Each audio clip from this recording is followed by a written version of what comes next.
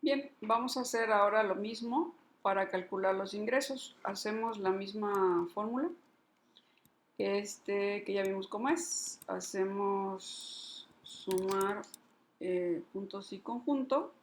¿Cuál es el valor que vamos a sumar? Vamos a transacciones, nos vamos a los importes de los ingresos, ¿sí? Después nos vamos a marcar los criterios de los ingresos y después vamos a decirle que el valor que vamos a estar validando es el concepto del ingreso que está en la celda L, L25.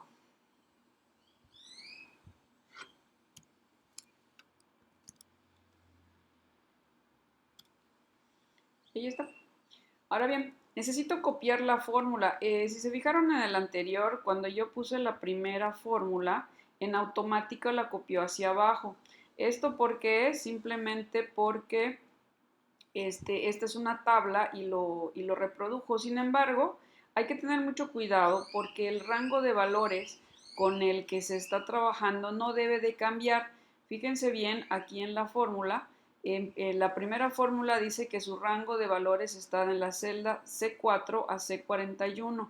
Sin embargo, cuando paso al siguiente, me dice que el rango ahora es de C5 a C42. Esto no es correcto.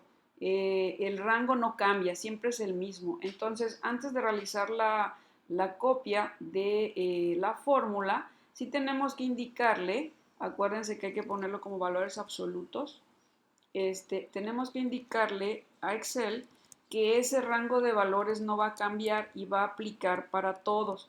¿Por qué es importante hacerlo así? Porque si no, cuando copies la fórmula se va a desplazar y entonces es muy posible que no tome en cuenta todos los valores que se están clasificando, porque si se recorre, va a avanzar por las filas y puede ser que no sume todo lo que debe de sumar. Entonces, en este caso hacemos lo mismo. Tenemos aquí el rango y lo vamos a poner fijo.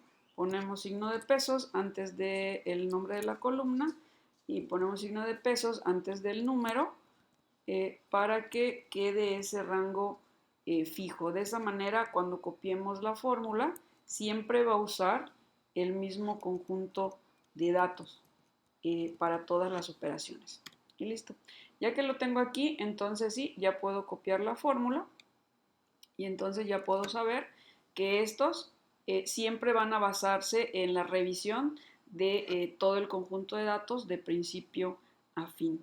Y de esa manera ya tenemos esto calculado de manera automática.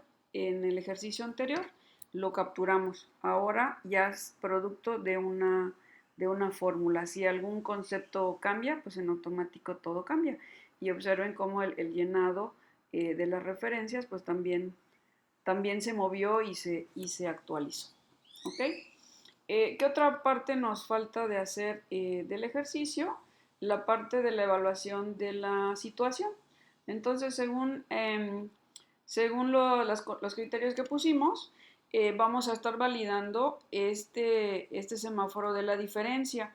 Este semáforo de la diferencia, ¿qué significa? Lo único que queremos que nos diga de manera muy visual, muy rápida, es que si uno de los gastos se excedió conforme a lo previsto, pues entonces que me marque una alerta, me diga que me sobregiré.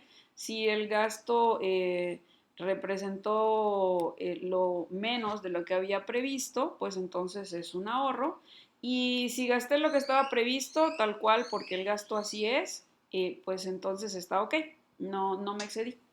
Entonces, para hacer esta operación, lo que vamos a validar lo que vamos a usar es la función sí anidada. Entonces empezamos con la función sí, que me dice, ¿cuál es tu criterio? Yo lo que le voy a decir, quiero saber que el valor de la diferencia, si este valor de la diferencia es igual a cero, ¿qué significa? Quiere decir que lo que planeé es lo que gasté. Entonces, eso quiere decir que está ok. Me comporté conforme a lo previsto. Eh, pero en caso de que no fuera así, ¿qué tengo que hacer? Si este valor de la diferencia, si el valor de la diferencia es distinto a, es menor que lo que había, es menor a cero, quiere decir que gasté de más, es un valor negativo. Entonces, lo que tengo que decirle es que valide ese valor. Cuando sea cero, deberá decir que me excedí. Entonces, si esa diferencia es menor a cero, quiere decir que es un valor negativo, por lo tanto, es un sobregiro. En caso contrario, si este valor fuera este,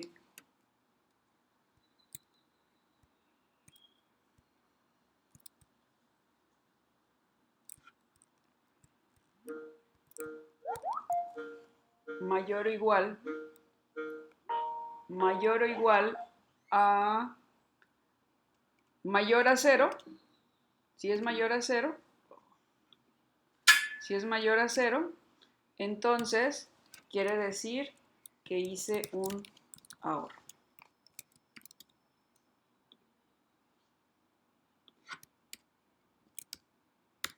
Ahí está. Entonces tenemos aquí el resultado en donde me dice este de comida efectivamente gasté de más, en el caso de la diversión también gasté de más y tuve algunos ahorros en las partes de salud y médicos porque no lo utilicé. En el caso de vivienda también pagué menos de lo que debería y en transporte pues como no salí pues también tuve un ahorro y listo. ¿Ok?